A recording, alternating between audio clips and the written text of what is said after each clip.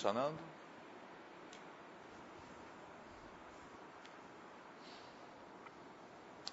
Bom dia. Antes de mais nada, eu queria saber quem é que não estava aqui na segunda-feira. Poucas pessoas. Então, nós hoje vamos começar o primeiro tópico de verdade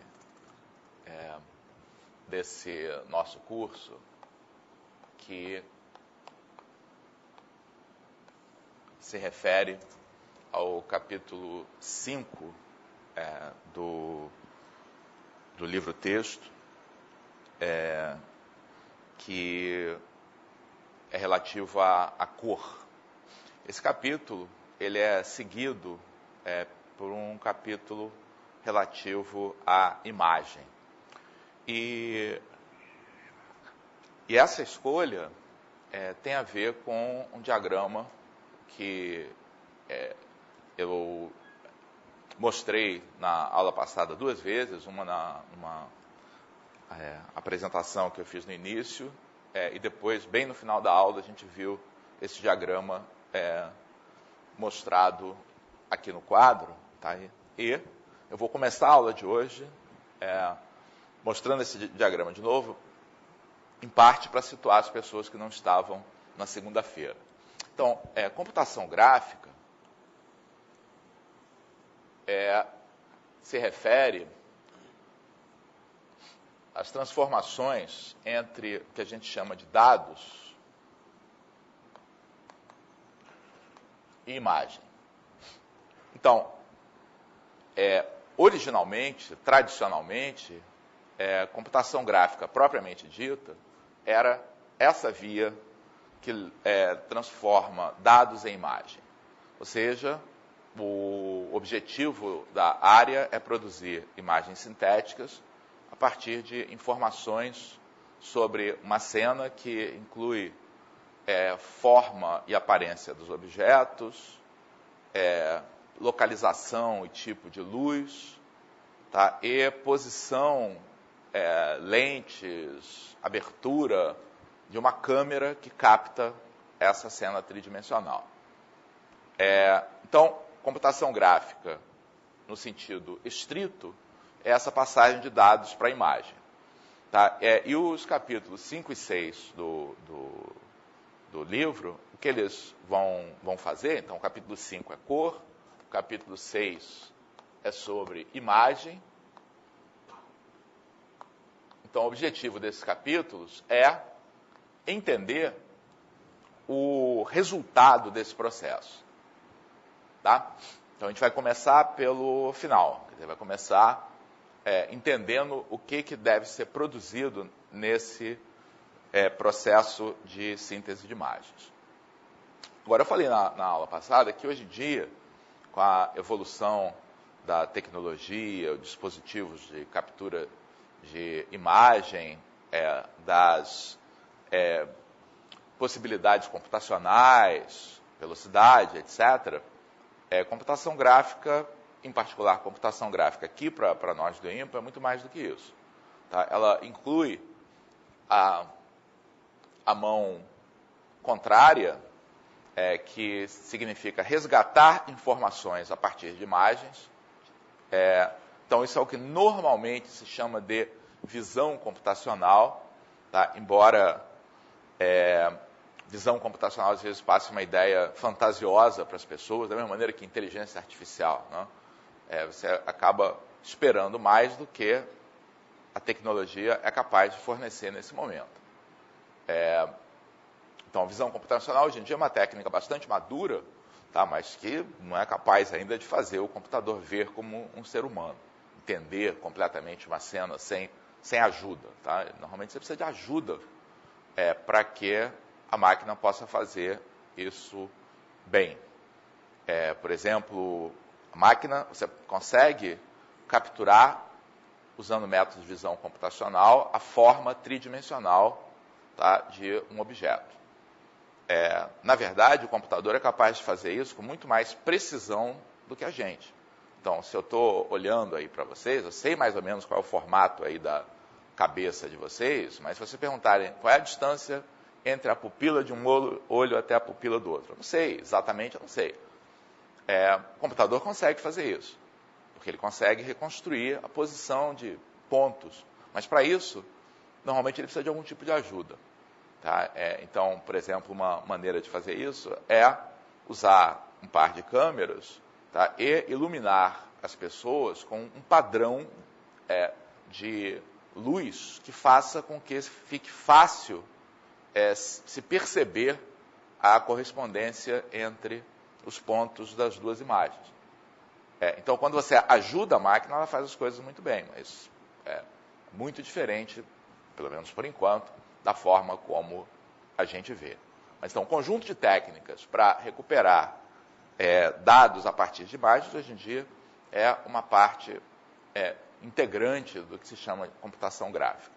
Tá? Então, isso aqui é o que a gente chama de síntese de imagens, isso aqui é o que se chama de visão computacional, e a gente tem esses dois processos aqui que são importantes também, que normalmente esse está associado ao que a gente chama de modelagem, tá? Enquanto esse que está aqui está associado ao que normalmente é chamado de processamento de imagens. Então, todas essas áreas são áreas já bem maduras, tá? E, por exemplo, aqui no INPA, quem faz mestrado ou doutorado em computação gráfica trafega aí por todos esses problemas, todas essas setas aí que eu indiquei. Tá? Só rapidamente, algumas informações organizacionais. A principal referência para as coisas que estão acontecendo aí nesse curso é o site na internet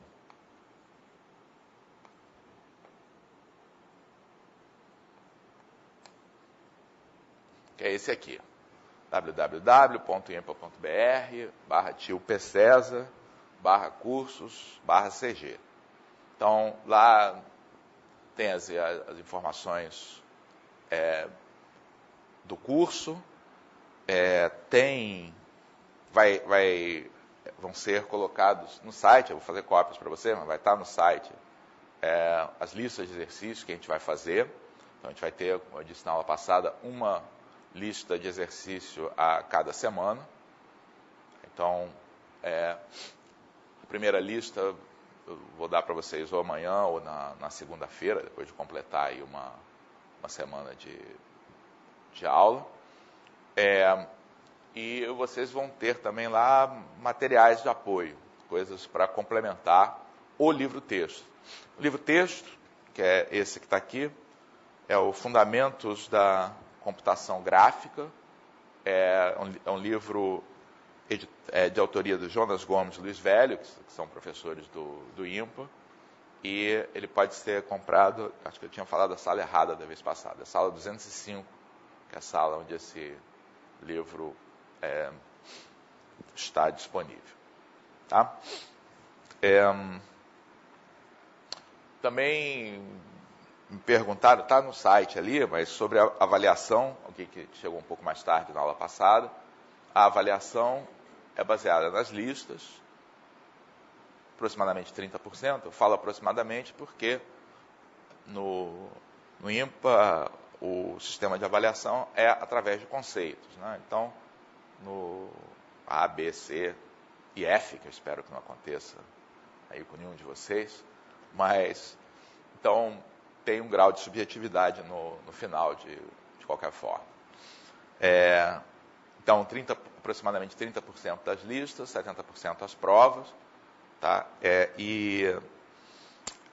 Eu estimulo que vocês discutam as listas entre si, mas elas devem ser apresentadas individualmente, tá? Devem ser escritas individualmente. Uma das coisas importantes de fazer isso é exatamente até se preparar para as provas e ter algum feedback por parte do monitor, que amanhã eu devo apresentar aí para vocês, antes de que vocês tenham que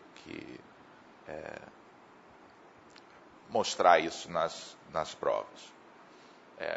As provas são individuais, evidentemente, mas também algo que já há algum tempo que todas as provas que eu dou sempre tem uma folha de consulta. Então, isso a gente fala quando estiver mais próximo aí da prova. Então, mais uma vez, alguma dúvida aí sobre aspectos organizacionais aí do curso? Outra coisa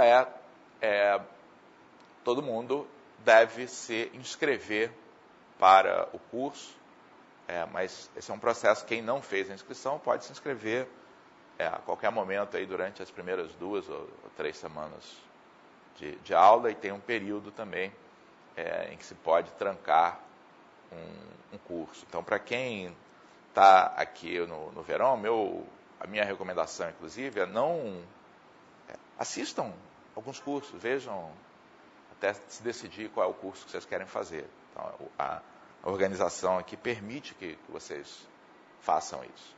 Tá?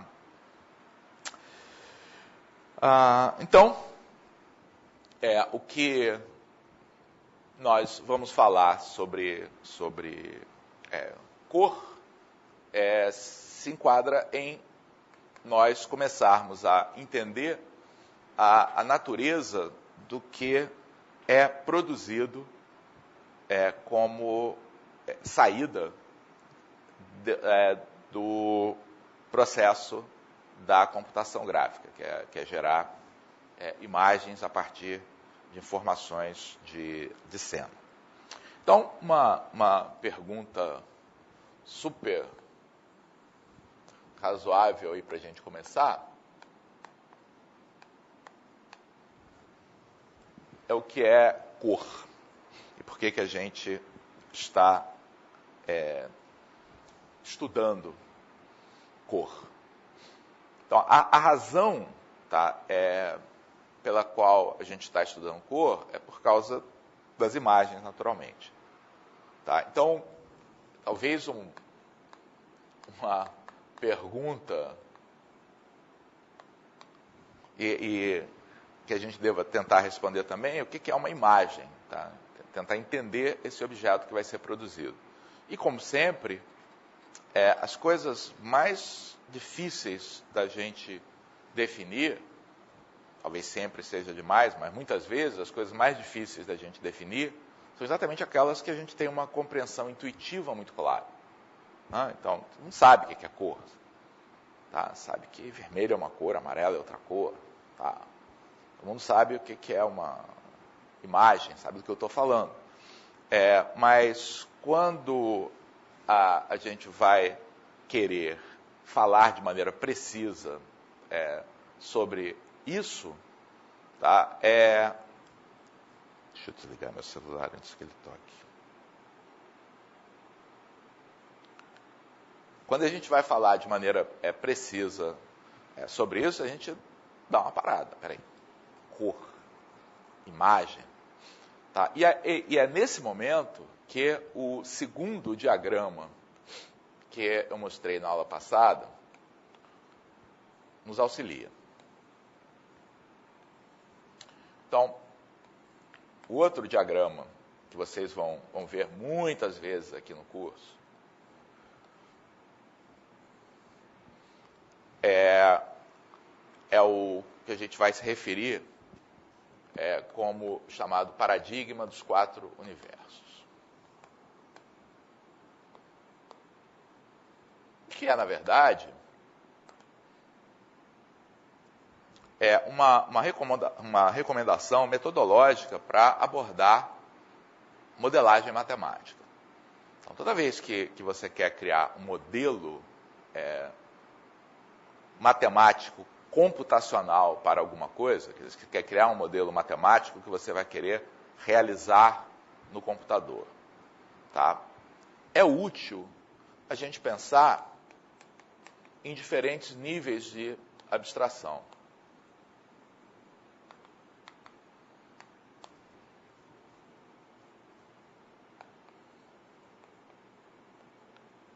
Que são representados por esses 4 universos.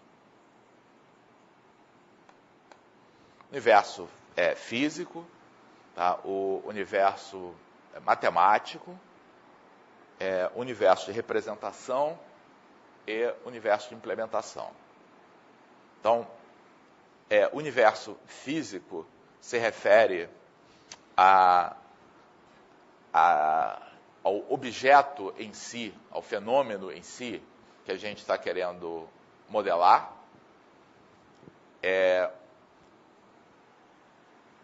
O universo matemático escolhe que características desse objeto efetivamente serão abordadas,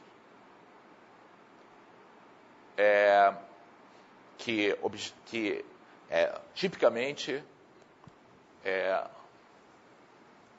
aqui no universo matemático, a gente vai ter que utilizar entidades matemáticas como conjuntos e funções. Então, normalmente o modelo matemático é um conjunto de funções, tipicamente. Muitas vezes, quando você cria um modelo matemático, esse modelo matemático é definido, por exemplo, como uma função de R em R. Então, no momento que você tem uma função de R em R, você tem algo que não dá para ser representado, porque você precisaria descrever cada um dos pares ordenados dessa função.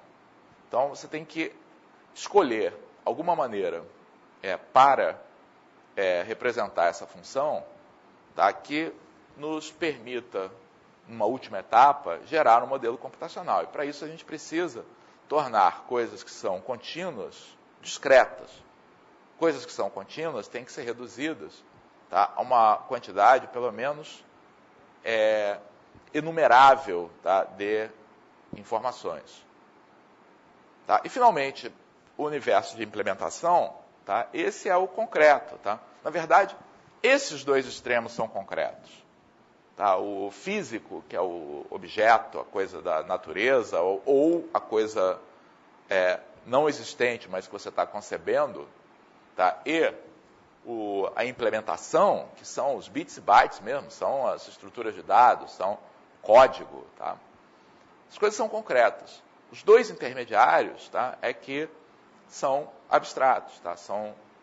Representam uma abstração que permite fazer essa passagem, tá, de maneira adequada. Então, esse exercício, é claro que não tem, digamos, uma maneira certa de fazer isso. Tá? Você tem alternativas para fazer isso no processo de modelagem que podem ser mais ou menos convenientes, dependendo das suas necessidades, dependendo da tecnologia que você tem disponível, dependendo do que você quer enfatizar na modelagem. Então, em geral, a gente tem alternativas, tá, para lidar com isso. Tá? Então, voltando aqui à nossa pergunta, tá? Que é a cor e que é a imagem, eu vou começar falando ligeiramente o que é um modelo matemático de uma imagem. Tá? Então, uma imagem, a gente vai... Quando você pensa numa imagem de computador, você pode estar pensando naquilo que sai da sua câmera digital. Tá? O que sai da sua câmera digital é uma imagem, na verdade, que está aqui, tá, no universo da implementação. É representada por uma sequência aí de bytes, tá, codificando essa imagem de alguma maneira. Tá? Mas se a gente pensa aqui no universo matemático sobre o que uma imagem é, tá? Uma imagem, você pode pensar do seguinte modo. Você tem um retângulo, tá, do plano, e sobre cada ponto desse retângulo, você vai definir uma característica que é a cor associada a esse ponto. Então, do ponto de vista do universo matemático, tá, uma imagem é uma função, tá, definida sobre um retângulo, que eu vou representar como produto cartesiano de dois intervalos, tá, que leva cada ponto desse intervalo, tá, até um conjunto que eu vou chamar de C, e que é esse C que está aqui é um espaço de cores.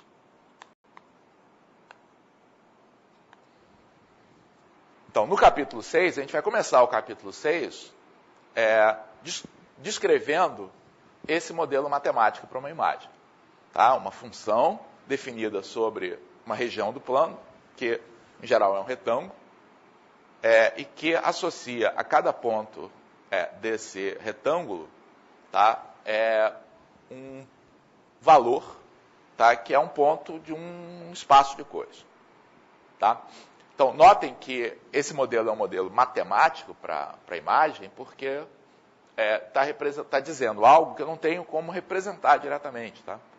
Eu não tenho como representar essa função, porque para representar essa função eu teria que escrever qual é o seu valor em todos os infinitos, não enumeráveis pontos do retângulo AB vezes CD. Mas isso é útil. Tá? Pensar numa imagem sem ter que pensar na discretização e tudo, a gente vai ver que é muito útil. Então, isso aí já é uma visão aí adiantada de que a gente tem vantagens de trabalhar com os 4 universos. Tá? Mas, para eu chegar lá, tá? Para eu poder, então, trabalhar com imagens, eu tenho que entender esse objeto. Tá? Tenho que entender o que é esse espaço de cores. Então, imagens digitais ou de outro tipo, né, foram inventadas e, na verdade, isso é uma produção humana muito antiga, né, como substitutos da realidade. Né? Então, você tem algo que você vê com seus próprios olhos, tá? E que é gravado aqui no seu sistema visual, tá? Então, nos nervos que ficam no fundo lá do seu olho, na retina, tá? E de uma certa maneira, quando você faz uma pintura, ou tira uma fotografia, tá? Ou produz uma imagem digital, você está produzindo algo que seja capaz de substituir essa visão ao vivo. Né? Então, de alguma maneira, você quer representar, através desse tipo de construção, tá? Algo que seja similar à sensação que a gente tem, tá? No nosso sistema visual. E de onde é que vem essa sensação que a gente tem no sistema visual? Vem, claro, ela é processada pelo cérebro, tá? Mas o que provoca a sensação, tá, é luz. Tá? Então, na verdade, o que a gente vê é o resultado da ação que a luz tem sobre cada ponto dessa superfície sensível, tá, que a gente tem no olho. Na verdade, uma máquina fotográfica digital convencional funciona basicamente da mesma maneira. Tá? Elas procuram reproduzir esse sistema. E essa informação individual, tá, em cada um dos pontinhos, tá, que a gente tem, é o que a gente está chamando de cor. Tá? Claro que essa é uma explicação de cor, tá, dentro do universo físico. Né? Então, o universo físico, tá, é a impressão causada na retina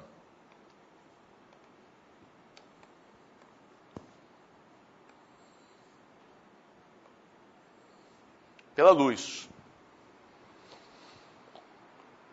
Tá? Então, quando você está dizendo que, por exemplo, que a camisa do nosso amigo ali é verde, isso quer dizer que há uma determinada região aqui da minha retina que eu consigo processar como sendo parte da camisa uma pessoa, tá? Eu já categorizei que essa sensação, tá? É uma sensação que eu chamo de verde. Tá? Classifiquei. Então, cada ponto, tá, tem, cada região da retina, a gente categoriza dessa maneira. Tá? Então, do ponto de vista físico, a base da imagem, tá, é essa base sensorial. Tá? É essa sensação, tá, aí que a gente tem.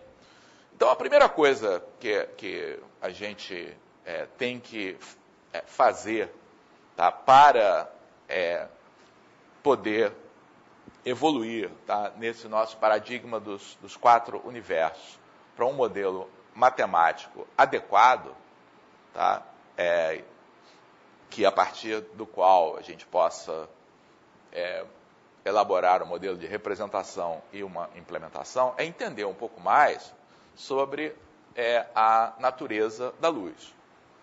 Tá? A luz é um objeto complicado, né? Um objeto complicado porque ele tem uma natureza eletromagnética, né? E isso significa que ele pode ser tratado como uma onda, tá? Mas ele tem uma interpretação em termos de partículas, tá? Chamadas de fótons. Tá? Mas, do ponto de vista aqui nosso, tá? Importante, tá? É que luz é onda eletromagnética. E, na verdade, as propriedades aí da luz, ou luz visível, tá? Na verdade, são exatamente as mesmas, tá, de outras coisas que nos cercam. Tá? Então, na verdade, se você... Um diagrama que é interessante. Então uma onda eletromagnética, tá? Ela é caracterizada por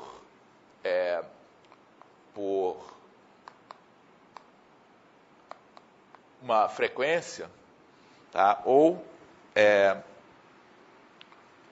equivalentemente, um comprimento de onda. Tá? Essas coisas estão relacionadas porque a gente tem essa equação básica aqui, que a constante C, que é a velocidade da luz, tá? Que é 300 mil quilômetros por segundo, né? 3 vezes 10 a 8 metros por segundo, tá? É o produto de um comprimento de onda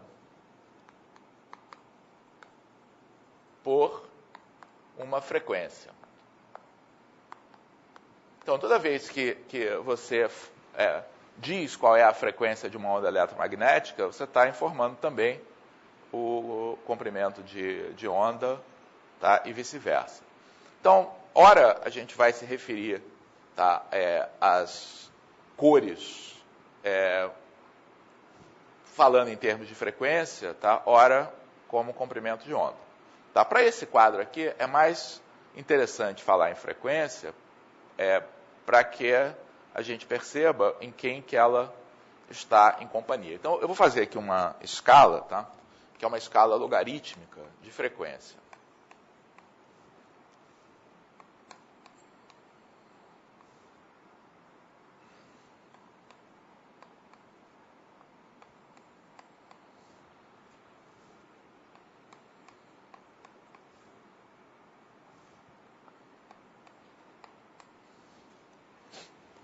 Então, a gente está falando de hertz, né? Ou seja, hertz é o número de oscilações por segundo.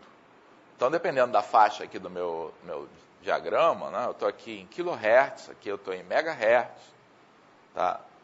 E gigahertz e assim por diante. Tá? Então,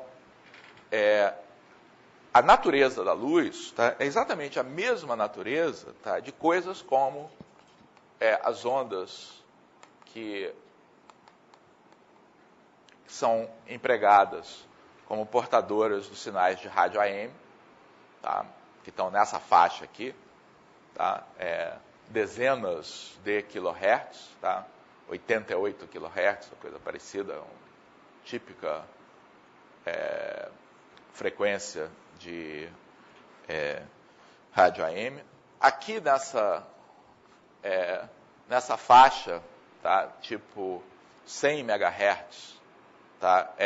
A gente tem FM e TV,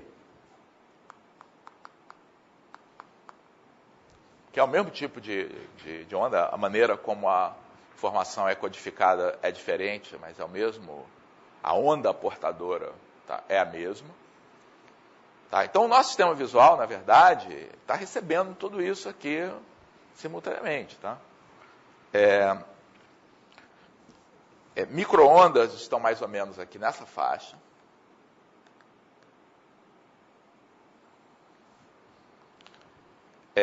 E a luz visível, tá, está aqui. Numa faixa que vai de 7,5 vezes 10 a... Não, a faixa que vai de 4 vezes 10 a 14 Hz até algo como 7,5 vezes 10 a 14 Hz. Tá? Uma faixa bem estreita da radiação eletromagnética que é capaz de produzir, tá, essa sensação aqui no nosso olho. Tá? E tem ondas aí que a gente conhece que estão mais acima. Então, aqui em cima, por exemplo, acima de 10 a 16, a gente tem raio-x, por exemplo.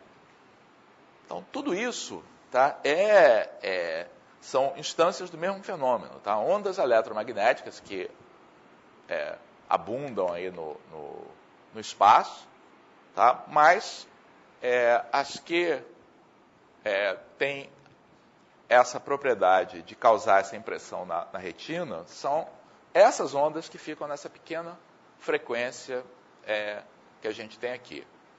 Então, esse 4 vezes 10 a 14 Hz, tá, corresponde a 780 aproximadamente nanômetros, quer dizer, 10 a menos 9 metros, tá? E esse aqui corresponde a aproximadamente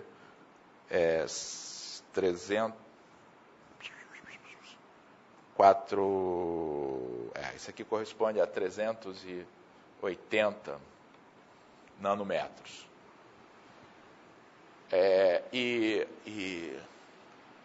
Essas cores, tá, aqui correspondem ao vermelho, tá? Então, uma onda que tenha essa frequência, esse comprimento de onda, tá, corresponde à sensação que a gente chama de vermelho. Tá? Enquanto essa que está aqui corresponde ao violeta. Tá? E as cores intermediárias, tá, geram as demais cores do espectro, as demais cores aí que a gente percebe no arco-íris, por exemplo. Tá? Então,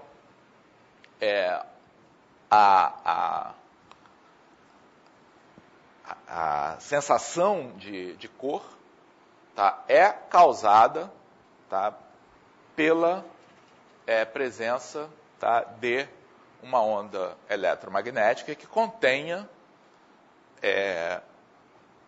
na sua composição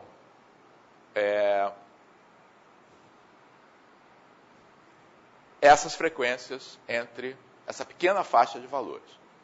Tá? Então, do ponto de vista físico, tá, não há muita diferença entre luz e micro-ondas. Tá? A única diferença é que uma causa uma impressão no sistema visual, a outra não. Tá? Mas do ponto de vista físico é a mesma coisa.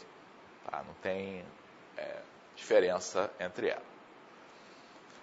Então, a partir daí, tá, a gente tem um primeiro modelo matemático natural, tá, para cor.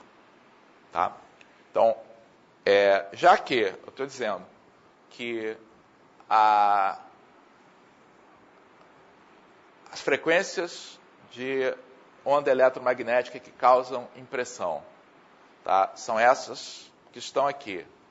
Tá? E a impressão que a gente tem é causada pela mistura, tá, dessas ondas. Tá? Então, um modelo matemático natural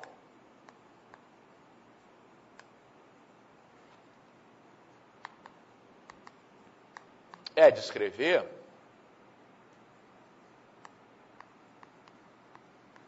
essa combinação, tá? Que é uma distribuição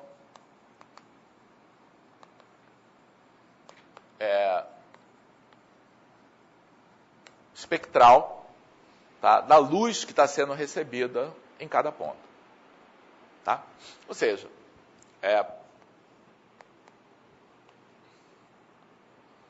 eu pego um eixo em que eu represento, tá, ou frequência ou comprimento de onda. Tá?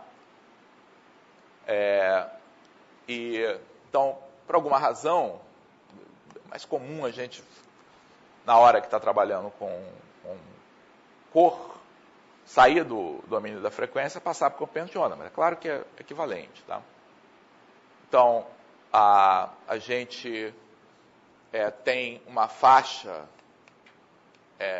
que eu vou chamar de lambda mínimo e lambda máximo, que correspondem a esses dois valores aqui da faixa de radiação visível. Tá? E nesse eixo aqui eu vou ter alguma medida de energia. Tá? Então, intensidade, tá, que acaba sendo uma medida de energia. E o que a gente vai representar é essa função. Tá? Uma função que diga como é que, em cada uma, que ao longo dessa faixa, como é que essas energias estão distribuídas. Então, o modelo matemático razoável, tá, é isso que está aqui.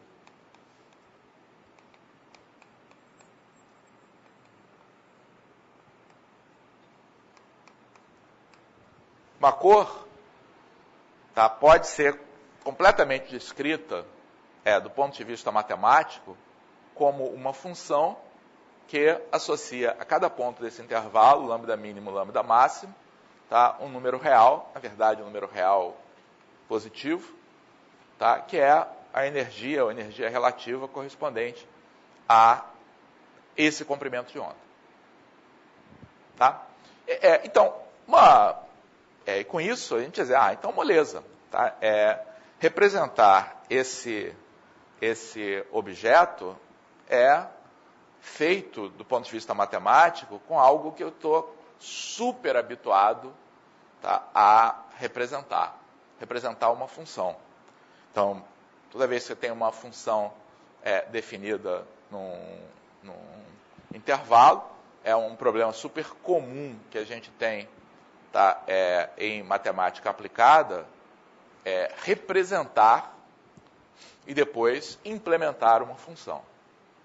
Então, normalmente, se você tem uma função como essa, como é que vocês fariam para passar para o universo da representação? Então, em geral,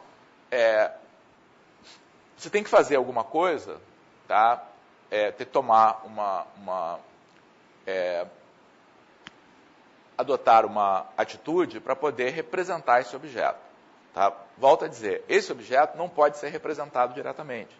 Que para representar esse objeto diretamente, você teria que especificar essa energia, tá, para cada um, tá, dos valores de lambda entre lambda mínimo e lambda máximo. Impossível, não dá para fazer isso.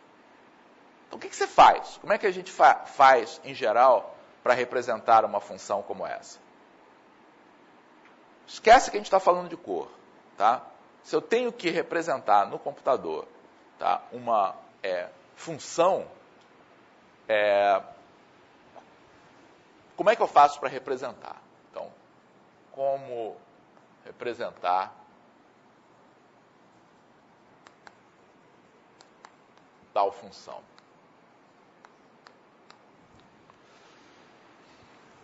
Então, eu vi algumas pessoas fazendo, quer dizer, fazer basicamente o que eu fiz aqui. Tá? Então, para você fazer isso, tem que discretizar. Tá? Mas, na verdade, tem uma maneira mais conceitual, tá, de pensar em fazer isso, tá, que é mais geral em relação ao procedimento, tá, que a gente faz, tá, usando as diversas técnicas. Tá? Então, a maneira como eu vou pensar, tá, a solução geral para isso,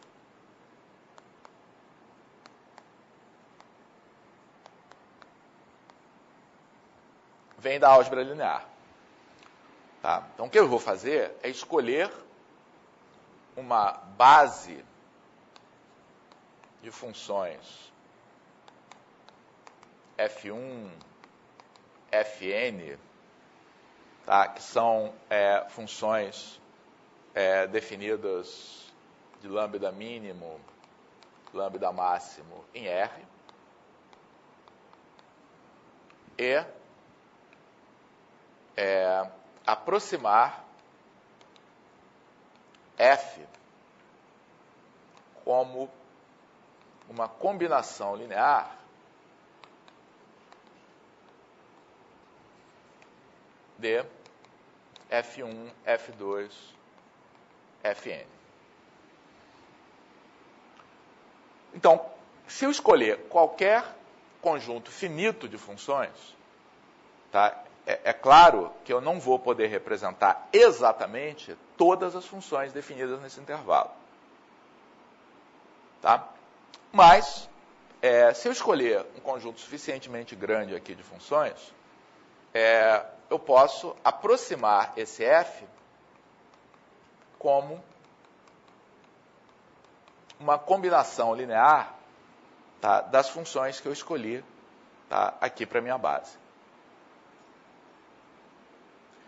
Na verdade, discretizar corresponde a fazer algo desse tipo. Tá? Então, isso que vocês pensaram aqui, que eu não vou guardar a função inteira. Tá? Eu vou guardar apenas valores que estão em determinados pontos, por exemplo, pontos igualmente espaçados. Tá? E isso corresponde a gente fazer a seguinte escolha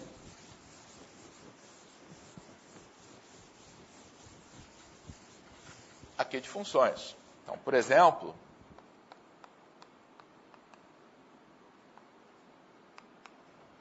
eu posso fazer o seguinte: vou pegar esse intervalo,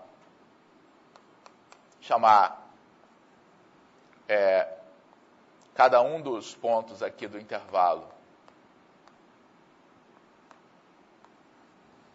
de o primeiro é lambda 0, o segundo é lambda 1, quer dizer, dividir em partes iguais aqui. Tá? E aí, ter as funções, aqui está o lambda i. Tá? Então, as minhas funções podem ser essas aqui. Fi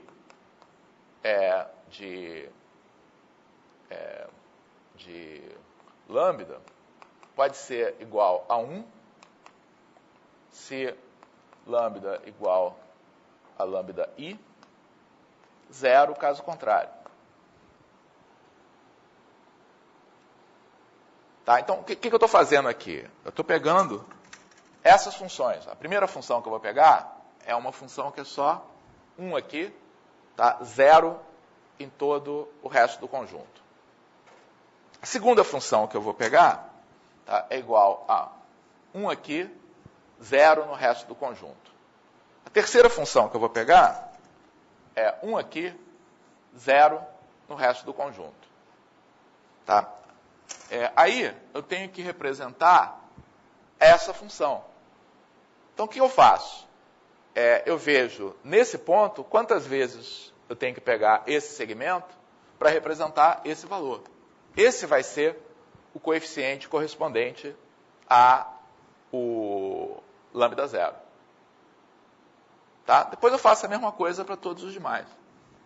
Então, essa ideia, tá, que é guardar o valor em cada um desses pontos, então esse vai ser o C0, esse vai ser o C1, esse vai ser o C2.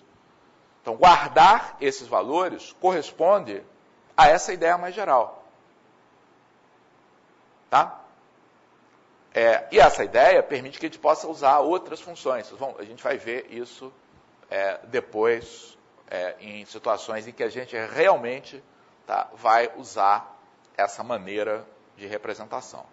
Então, o que acontece é que para você ter uma representação acurada, tá, dessa função, você precisa normalmente ter uma malha fina. Tá? Você precisa ter muitos valores, tá, intermediários para que a representação aí da função feita desse modo, tá, seja precisa. Então, e quando a gente olha para a cor, a gente olha, mas não é isso que acontece na minha máquina digital. A minha máquina digital não tem que representar um conjunto de valores tão grande, tá, em cada pixel para poder representar corretamente, adequadamente essa cor. Tá? Então, apesar do modelo matemático natural para a cor ser a distribuição espectral, tá? Pelo que a gente sabe da tecnologia, parece que tem uma outra ideia aí. Tá? Parece que não é isso que é feito. Tá? Não é uma discretização desse tipo que está lá na base.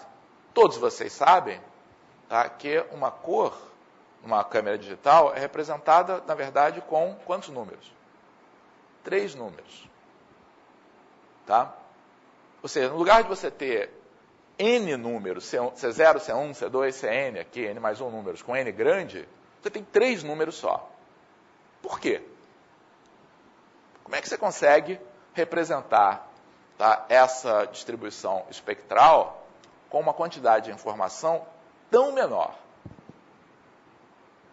E a resposta é como muita coisa da nossa tecnologia atual, tá, a grande solução tecnológica para várias das mídias que a gente tem hoje em dia é explorar, tá, as limitações do nosso processo sensorial. Tá? O que acontece é que o nosso processo sensorial, a maneira como a gente processa, tá, essa distribuição espectral, tá, na nossa retina, tá, não registra a distribuição espectral completa. Tá? O que o nosso sistema sensorial faz, tá, é receber, tá, essa distribuição espectral, tá, e filtrar. Tá? Vou explicar o que é filtrar já, quer dizer, aplicar, tá, uma transformação aqui nessa distribuição espectral para extrair dela, tá, apenas 3 informações. Tá? E daí vem o 3 aí das máquinas digitais. Tá? E daí vem o 3 de todo o sistema de cor. Então, o que acontece é que, apesar de você ter uma riqueza de informações como essa que estão aqui, tá, o nosso sistema visual não aproveita a distribuição espectral completa. Tá? Ela pega isso aí e resume, tá, em 3 números, tá? Que são, basicamente, o que está acontecendo aqui, o que está acontecendo aqui no meio, o que está acontecendo aqui no final. Tá? O que está acontecendo aqui corresponde à informação relativa aos tons de azul e violeta. O que está acontecendo aqui no meio corresponde às informações relativas aos tons de verde. E o que está acontecendo aqui no final, tá, corresponde ao vermelho. Tá? Então, o que o nosso sistema visual faz é basicamente pegar essa informação e dizer, isso é coisa demais para eu lidar, não tenho como guardar isso tudo. Eu vou pegar isso aqui, tá? Vou fazer umas médias que vão me fornecer quanto de vermelho, quanto de azul, quanto de verde eu tenho nessa informação. Tá? Ou seja, o nosso sistema de visual, na verdade, ele não é capaz de dizer se 2 espectros eletromagnéticos são iguais ou diferentes. Ele não tem essa capacidade. Você pode perfeitamente ter 2 espectros magnéticos diferentes, bem diferentes, causando a mesma impressão visual. Tá? E é isso que permite que essa informação, que em princípio teria que ser enorme, possa ser compactada, tá, em apenas 3 números. Tá? Isso acontece com cor, é só por causa disso que a gente consegue ter fotografia a cores, televisão a cores, máquinas digitais. Tudo isso vem dessa nossa deficiência. Tá? E isso aparece em outras áreas também.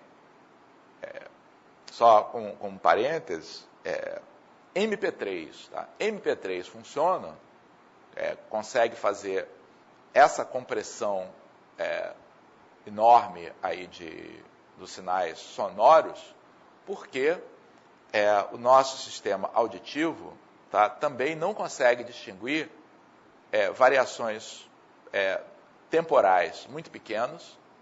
Então, você tem uma frequência que aparece logo depois de outra, pode esquecer a segunda que ele não vai perceber.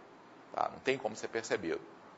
Tá? E também frequências muito próximas. Então, se tem 2 frequências próximas que estão presentes ali, tá, na composição de um som, pode jogar fora a frequência vizinha, tá, porque o sistema auditivo não consegue distinguir os 2 sons.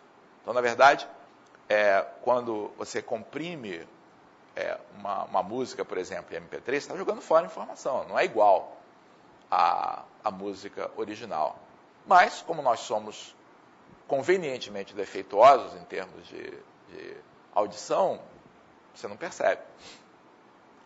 Claro que isso varia de pessoa para pessoa. Então, tem pessoas que têm uma acuidade assim, auditiva tão grande que consegue descobrir. E chega um ponto que a gente começa... Então, se a taxa de compressão de um MP3 é grande demais, a gente começa a distinguir, algo está diferente, estou perdendo alguns sons agudos aí que eu escutava. Mas para a maior parte de nós, você pode fazer uma compressão grande, sem que a gente consiga perceber que o que está sendo apresentado para a gente é diferente do que era originalmente. Aqui é exatamente a mesma coisa. Tá? Então, quando você tira, tá, ou então, até para dar um exemplo diferente aqui, para não ter... Você pega uma imagem qualquer, tá? Passa por um processo de imageamento, tá? Por exemplo, um scanner. Tá? E depois mostra, tá, essa imagem, tá? Por mais perfeito que seja o processo, tá? Você pode estar super bem calibrado, as cores muito parecidas com o original, mas a onda eletromagnética que está sendo produzida não é a mesma. Tá? É diferente. E isso é fundamental para que isso funcione. Então, como eu disse, né, a representação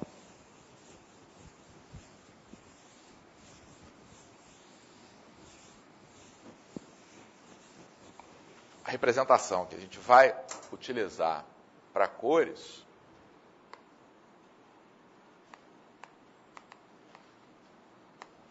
é fortemente inspirada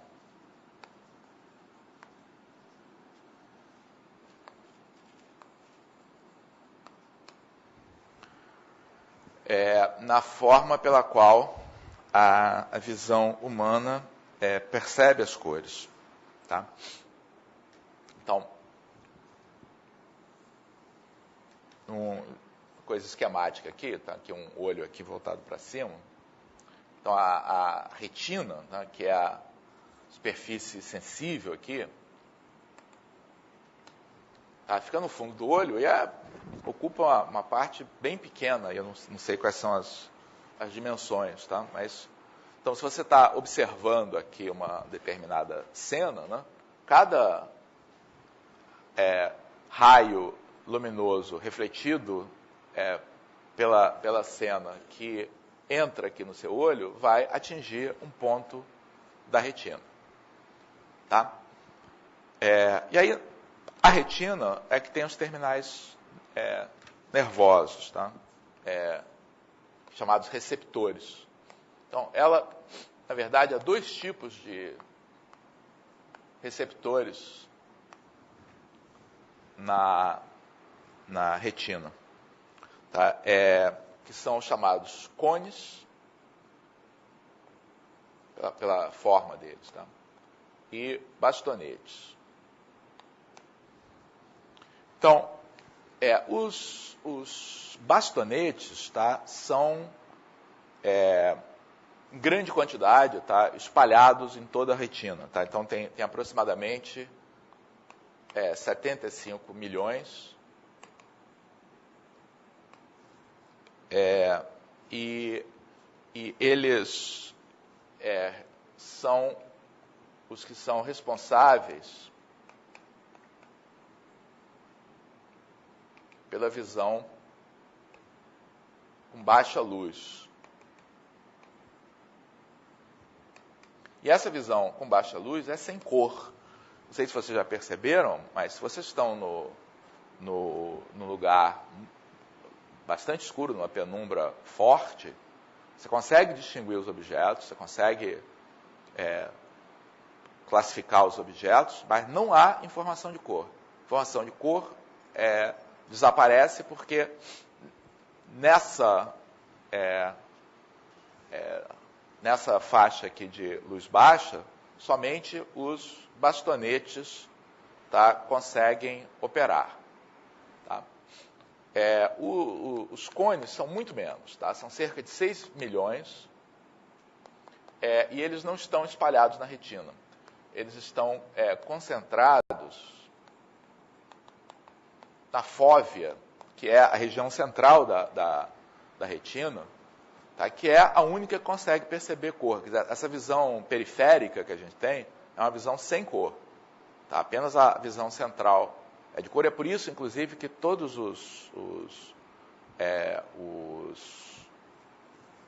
animais têm esses movimentos rápidos de olho, para fixar uma coisa e outra, porque você precisa, para poder perceber uma cena, tá, olhar de frente para algo, para ter a informação de cor relativa a ela. Tá? Esses movimentos rápidos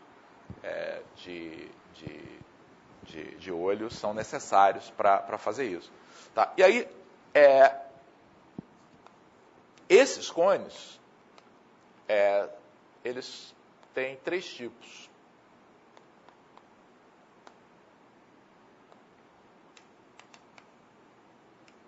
E esses 3 tipos, tá, que fazem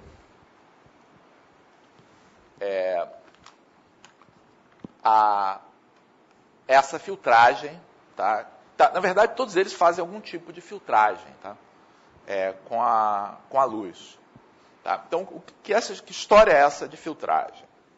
Então, isso também é um conceito absolutamente geral, tá? E que explica como qualquer sensor funciona.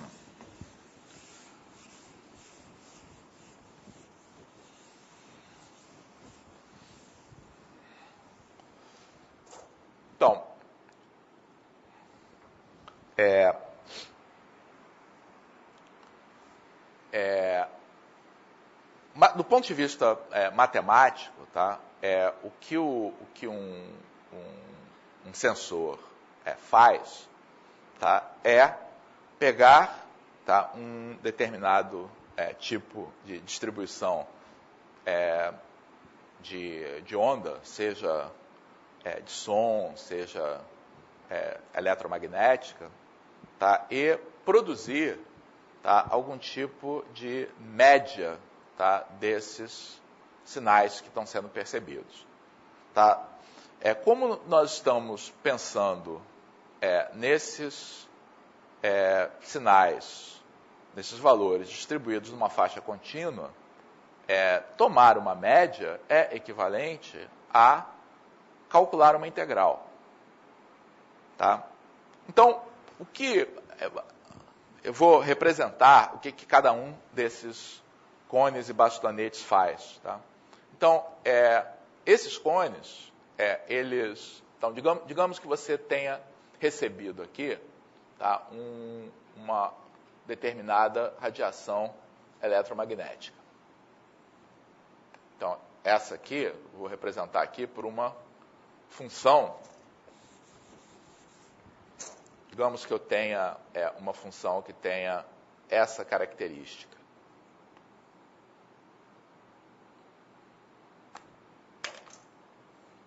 Então, digamos que seja essa a característica que eu tenha da minha onda eletromagnética. Tá? Essa onda eletromagnética vai ser alimentada, tá, para os 3 tipos de cone, tá, que eu vou chamar de cone 1, cone 2, cone 3, e vai ser alimentada para os bastonetes.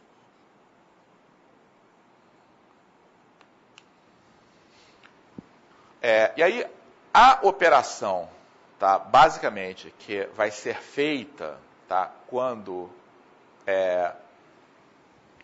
cada um desses cones e bastonetes recebem, tá, essa onda eletromagnética, é calcular uma média desses valores. Calcular uma média desses valores, média ponderada desses valores, pode ser modelado matematicamente do seguinte modo. Então, o cone 1, tá, vai receber aqui a nossa onda eletromagnética, então, aqui sempre é a mesma onda eletromagnética. Vai multiplicar isso aqui por uma função, tá, que vai ter uma forma desse tipo aqui. Ó.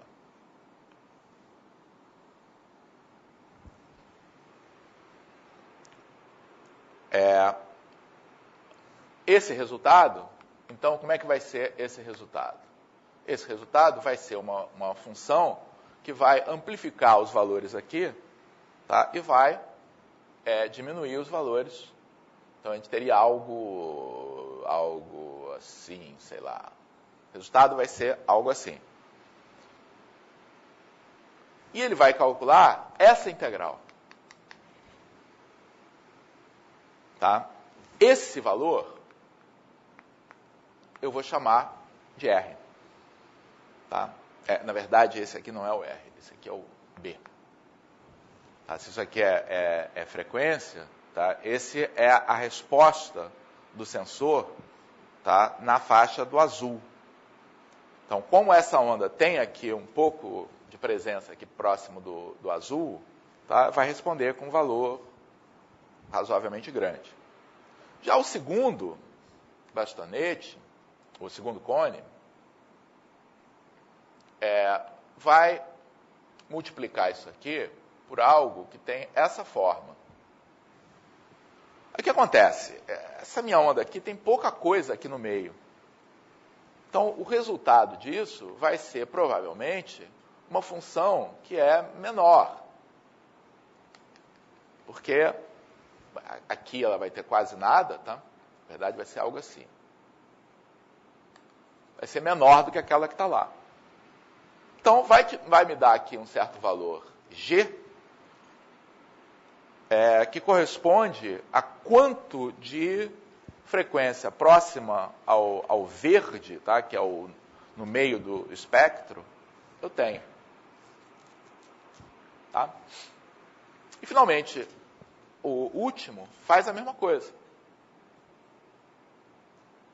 Mas agora com, que está a minha onda, tá? Vai pegar isso aqui e vai filtrar com um filtro que vai botar mais peso no que eu tenho aqui no final. Então, a função que vai ser gerada, tá? É uma função que vai ter 0 aqui, que vai ter um valor razoavelmente alto aqui no final. Isso vai corresponder ao valor de R. Simultaneamente, os bastonetes estão fazendo, basicamente, não é exatamente isso, tá? Os bastonetes estão aplicando um filtro que é algo assim. Deixa eu representar isso melhor aqui. Um valor mais ou menos constante. Como esse valor é mais ou menos constante, o que vai ser produzido aqui é uma coisa muito parecida com a inicial. Ele vai produzir esse valor. Tá? O que esse valor representa? Basicamente representa a energia total. Tá? Então, o que é codificado no bastonete é a visão em preto e branco. Tá? Muito brilho ou pouco brilho, em tons de cinza. Tá? O que sai daqui, tá, é a intensidade, mas tecnicamente é o que a gente chama de luminância, tá, do sinal, quer dizer, é o brilho da luz. Então, não importa aqui se tem mais verde ou mais vermelho ou mais azul, o que interessa é a energia combinada, tá, aqui desse sinal. Tá? Então, essa natureza, tá, aí da luz, que foi descoberta, tá, através aí de experimentos realizados aí a partir do século XIX, é que permitiu, tá, a gente ter uma proposta, tá, de base de representação. Então, como o nosso sistema visual, no fundo, só extrai, tá, da luz que está incidindo informação que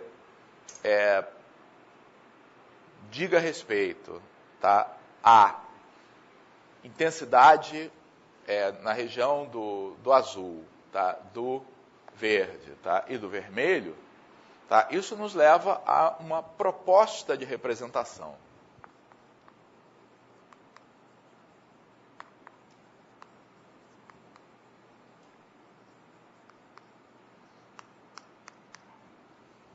Proposta de representação é usar uma base composta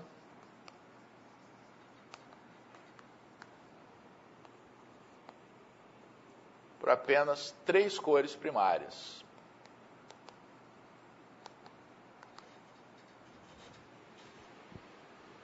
Tá? Que são o vermelho, o verde e o azul. Esse vermelho, verde, azul, quando eu falo vermelho, verde, azul, eu não estou sendo preciso, né? Porque existem, eu falar que uma coisa é vermelha, você não sabe exatamente que cor é essa, tá? Tem variações. Mas esse vermelho, verde e azul, tá, eles foram fixados aí nessa proposta de base, tá, por uma comissão, tá, que especificou valores, tá, de frequência exatos aí para essas cores. Eu não sei se isso tem aqui no livro, mas certamente a gente pode encontrar na internet. Deixa eu ver se tem aqui no livro quais são essas frequências.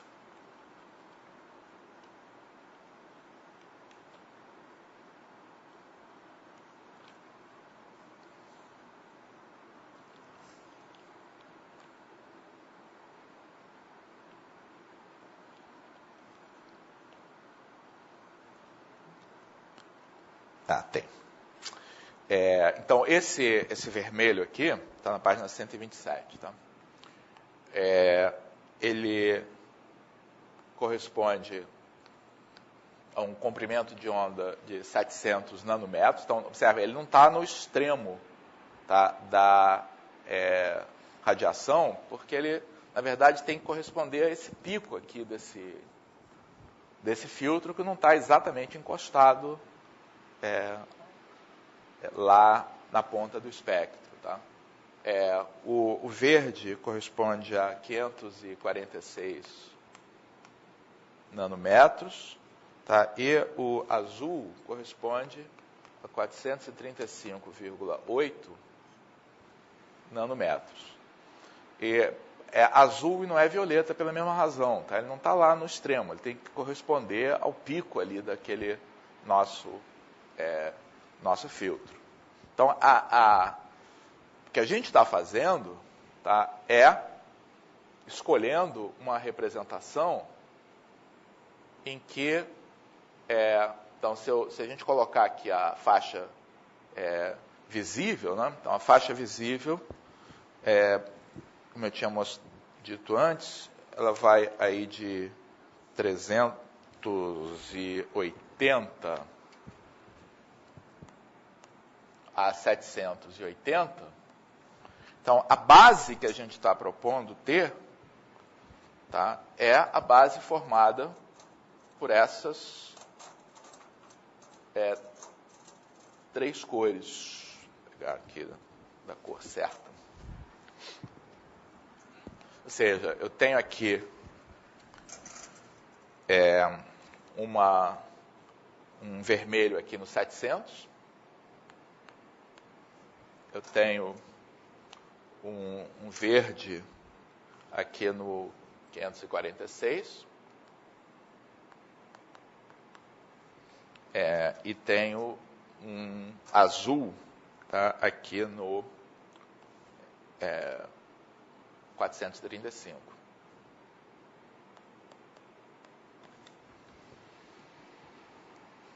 Então, aquela história lá de a gente pegar uma discretização fina, tá, ali conforme a gente tinha proposto lá no início, a gente mudou de ideia, tá, e pegou 3 pontos só. Tá? E aí a pergunta, então, é claro que se você pega, tá, uma determinada cor, tá, e tenta representar por uma combinação linear disso aqui, você não vai conseguir chegar nem perto, tá, da função que a distribuição espectral representa. Vai estar muito distante disso. Não tem jeito de você, com apenas essas 3 cores, poder aproximar bem a distribuição espectral. Mas, na verdade, não é essa a pergunta que interessa. Tá? Então, a pergunta que interessa é, será que funciona? Então, a pergunta ou seja, todas as cores espectrais puras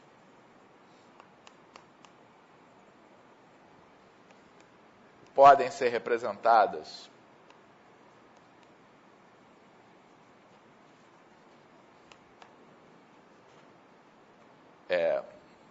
eu falo representadas perceptualmente, tá? Eu sei que não tem jeito de eu fazer uma combinação linear dessas três cores para produzir, digamos, uma cor assim, tá? Que esteja diferente aqui do verde, tá? Vou colocar aqui nessa escala. Se tiver uma cor assim, não tem como essa cor ser representada como uma combinação linear dessas três, tá? Mas será que eu consigo simular corretamente com essas três a impressão visual, tá, causada por essas três cores? Então, como combinações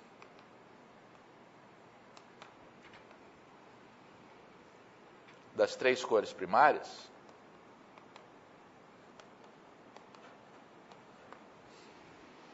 ou seja, será que um sistema que seja baseado, tá, em eu ter três cores e produzir combinações lineares dela, vai ser um sistema convincente que sirva para eu produzir imagens sintéticas que convençam o meu sistema visual de que elas têm uma identificação razoável com as cores que eu observo diretamente?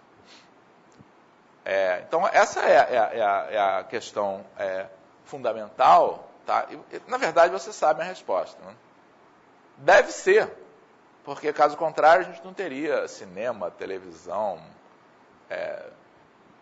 máquina fotográfica convencional, máquina fotográfica digital, tela de computador, projetor, tá? Deve ser.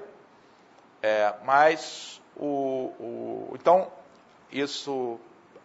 esse experimento, tá, para verificar, tá, esse fato, tá, foi um experimento, não sei qual foi acho que a primeira vez foi no início aí do século XIX, tá, mas o pessoal fez esse experimento.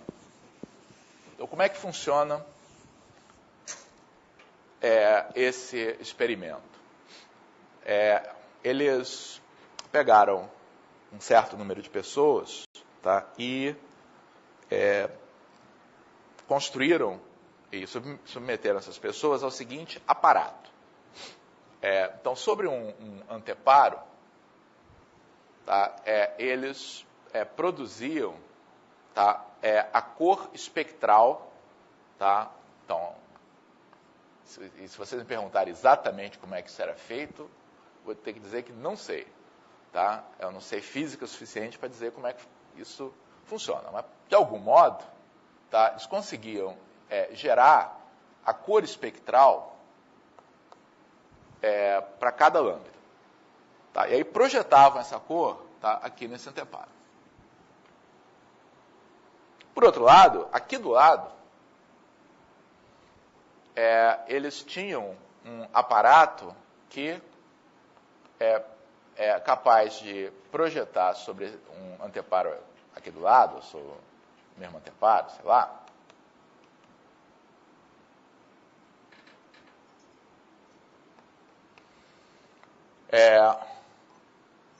as nossas três cores primárias, tá? O vermelho, aquele vermelho que está lá, aquele verde, aquele azul. Então, o que era produzido aqui, tá, era uma combinação dessas cores. Eles tinham aqui um botão para cada uma delas, em que você podia controlar qual é a intensidade de cada uma delas. Tá? Então, juntando, tá, essas cores, tá, um pouco mais de vermelho, um pouco mais de azul, um pouco mais de verde, subtrai aqui, diminui, etc., tá, viam se era possível você reproduzir, tá, as cores do espectro, tá, com essas intensidades. Tá? Vocês querem saber qual foi o resultado do experimento, se ele deu certo? Querem? Pois bem, a resposta é sim e não. Ou talvez não e sim. Tá? Então, o que aconteceu? Primeiro, as pessoas não conseguiram, tá, de modo geral, reproduzir exatamente as cores espectrais, tá, usando essa combinação de R, G e B. Tá?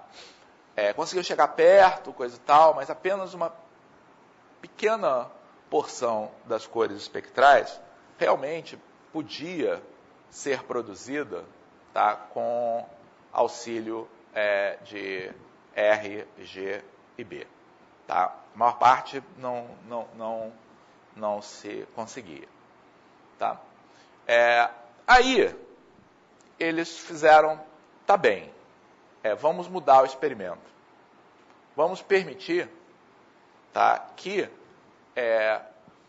você, no lugar, tá, de colocar esses fachos aqui para baixo, tá, você possa fazer o contrário. Tá? Então, você tem uma cor aqui que você descobriu que o vermelho, tá, não serve para nada para ela. Tá? Você tem uma mistura de azul e verde que quase que funciona. Tá? Aí a pergunta que fizeram e será que se eu juntar um pouco de vermelho a essa cor, tá, essa cor somada com vermelho pode ser representada com auxílio de verde e azul? Fazer isso é equivalente a você produzir um vermelho negativo. Né? Ou seja, você está dizendo que essa cor mais um pouco de vermelho é uma combinação de verde e azul. Logo, essa cor é uma combinação de verde e azul menos um pouco de vermelho. Ou seja, a experiência inicial era apenas com coeficientes não negativos para as três cores. Tá? Mas isso não deu certo. Tá? Mas deu certo perfeitamente, tá, quando as pessoas podiam utilizar coeficientes negativos também. E a interpretação do coeficiente negativo coloca um pouco da cor primária sobre a cor a ser reproduzida, tá, e vê se você consegue reproduzir com as demais cores essa combinação. E isso deu certo. Tá? Então, a resposta, a conclusão aqui desse experimento, eu vou mostrar a vocês aí um gráfico. Conclusão, são duas conclusões, na verdade. Nem toda cor espectral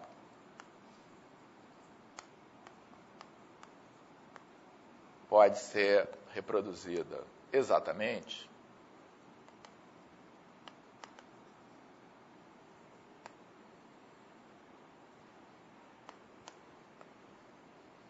como combinação linear não negativa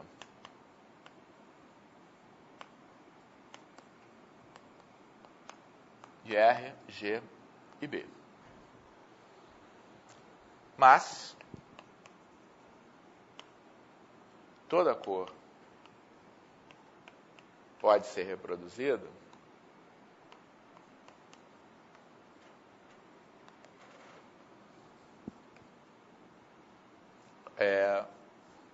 como uma combinação linear de coeficientes não necessariamente não negativos.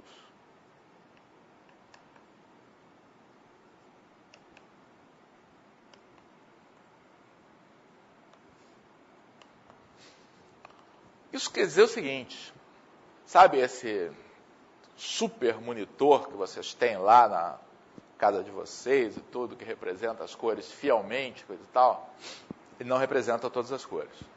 Tem cor que o seu sistema visual é capaz de reconhecer, tá?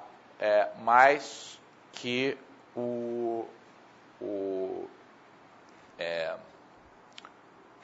o dispositivo não é capaz de reproduzir. por mais perfeito que ele seja, cinema digital, TV, Full HD, etc., não adianta. Há cores espectrais, em consequência, há uma quantidade grande aí de cores produzidas por combinações lineares dela, que não podem ser reproduzidas exatamente com RGB. Quer dizer, o que você percebe em qualquer dispositivo de imageamento baseado aí em cores primárias, e todos são baseados em algum tipo aí de cor primária, tá? É um subconjunto das cores visíveis. Você não consegue ver tudo. Tá? Então é impossível. Tá? É impossível você, com qualquer conjunto finito de cores primárias, isso era verdade mesmo com a base lá, e com essas aqui mais ainda. Tá? Você não consegue representar exatamente tudo. Mas consegue uma aproximação razoável, tá? Para as cores espectrais, tá? E, em consequência, uma aproximação razoável para as cores em geral. Tanto é que a gente consegue olhar um filme, um programa de TV a cores, tá? Uma foto, tá? E achar que aquela foto é uma foto realista. Tá? É realista, mas não é exata. Tá? E é impossível. Às vezes você fala, não, é porque tem um problema com a regulagem. Não, não tem problema com a regulagem, não. Por melhor que seja a regulagem, tá? Não dá para você reproduzir todas as cores com os sistemas de imageamento que a gente tem hoje em dia, que são baseados em 3. Se tivesse 4, seria a mesma coisa. Se tivesse 5 também. Tá? Não dá para representar todas as cores, mas dá para representar, tá, algo próximo, tá, algo razoável. Deixa eu ver se eu mostro para vocês, tá, algumas imagens, incluindo o resultado desse experimento, tá, de uma das realizações aí, desse experimento. Eu começo a mostrar hoje, mas a gente continua a falar sobre isso na próxima aula. Só um outro comentário, que uma outra importância desse segundo fato, tá, é que, quero chamar a atenção, ou seja, RGB funciona como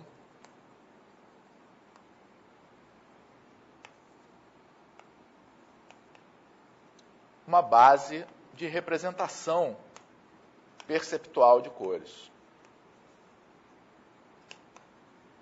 Ainda que você não possa reproduzir num dispositivo as cores por meio de RGB, porque não tem como você colocar o valor negativo na produção, tá? Então, um dispositivo como esse que está aqui, um canhão como esse, ele produz intensidades de RGB que vão de 0 até um valor máximo. Não pode ser negativo, não tem como retirar intensidades. Tá? É sempre construtivo, é sempre aditivo. Então, esse fato mostra que não dá para gerar todas as cores, mas dá para você representar todas as cores, usando coeficientes negativos, se for o caso. Tá? Isso é extremamente importante, porque permite que você possa representar as cores visíveis do ponto de vista perceptual usando essa base, que essa é uma base adequada aí para representação. Então, eu vou baixar aqui a tela só para começar a mostrar essa planilha que tem esses resultados.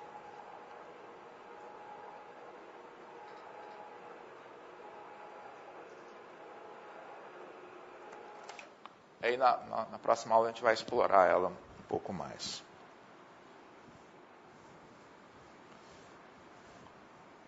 A gente vai ter que reduzir essa luz daqui.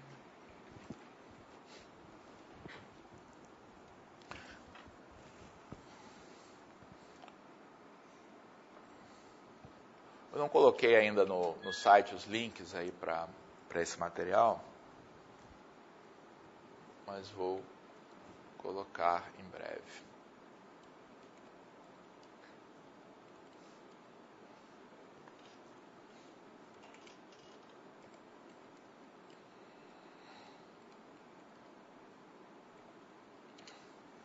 Então, aproveitando, aqui está a página do curso, tá? Aqui a gente vai ter os materiais, por enquanto tem aqui o material da aula passada, e eu vou acrescentar hoje esse material. Na verdade tem um folder aqui de materiais, mas eu vou colocar os links aí para vocês. Isto que eu estou falando está em algum lugar.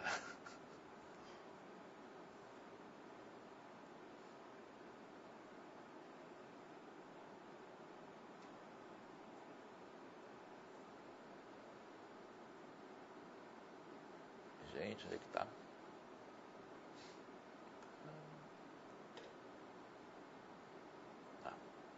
Acho que esse aqui.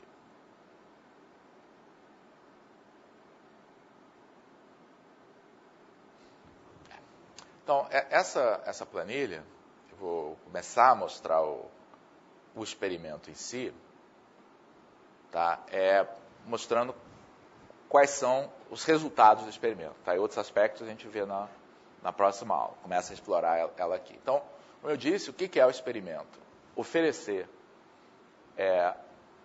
as cores puras, que tem lambda variando de 380 até 770 aqui nesse experimento, tá? E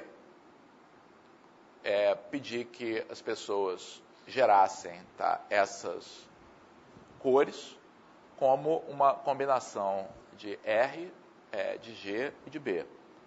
Então, note que nessas cores aqui no início, esses valores aqui estão muito baixos, porque essas cores são quase invisíveis. Tá? Essa cor aqui está muito próxima do ultravioleta, você quase não vê. Então, a percepção é uma cor muito fraquinha aqui em termos de RGB. À medida que você vai avançando aqui para o espectro visível, esses valores aqui vão aumentando. Tá? Então, o que a gente tem é quanto de cada... Então, por exemplo, você pegou uma cor aqui que está na faixa aqui do violeta, tá? Para produzir esse violeta aqui, você precisou misturar azul, vermelho com azul. Só que não deu para produzir essa cor exatamente. Então, o que foi preciso fazer? Foi preciso colocar sobre essa cor um pouco de verde, para que ela pudesse, então, ser reconstruída com azul e vermelho. O resultado desse experimento está aqui nesse diagrama. Tá? Então, o que esse diagrama aqui está mostrando? Para cada valor de comprimento de onda, está dizendo quais são os coeficientes que foram utilizados, positivos ou negativos, tá? De azul, de verde e de vermelho. Tá? Então, vocês observem que em todo o espectro, praticamente, você precisa de alguma coisa negativa. Significa que nenhuma das cores espectrais pode ser representada exatamente como RGB. Mas você consegue algo razoável, tá? Consegue uma parte razoável, tá? Aí do espectro. Tá? Então, eu acho que esse é um bom ponto para a gente parar, tá? E na próxima aula a gente vai continuar a falar nisso com os diagramas de cromaticidade. É possível que vocês já tenham visto, quem já estudou alguma coisa de computação gráfica, cor, é possível que já tenha visto um diagrama desse tipo, possivelmente colorido, como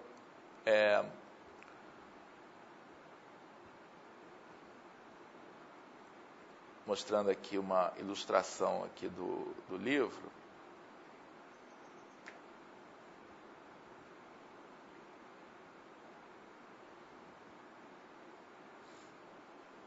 Tenha visto esse diagrama aqui.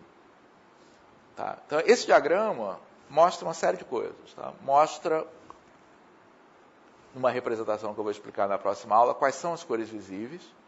Tá? E nesse diagrama dá para a gente entender qual é a limitação tecnológica. Quer dizer, se você escolhe 3 cores, um vermelho, um verde e um azul, para servir como base do seu sistema de imageamento, as cores que você consegue ver são as que estão dentro do triângulo. O que está fora do triângulo, tá, você não consegue representar. Como essa borda desse diagrama é curva, não há nenhum conjunto finito de cores que permita representar exatamente tudo. Ou seja, é impossível, tá, qualquer sistema de imageamento que seja perfeito. Tá, sempre vai deixar alguma coisa de fora. Tá? Então, eu vou parar por aqui. Então, hoje à tarde eu vou atualizar o site aí do curso, colocando os links aí para esses materiais, caso vocês queiram dar uma olhada aí com mais calma. E amanhã a gente continua aí a falar sobre a natureza da cor. Tá? Isso aí, gente. Até lá.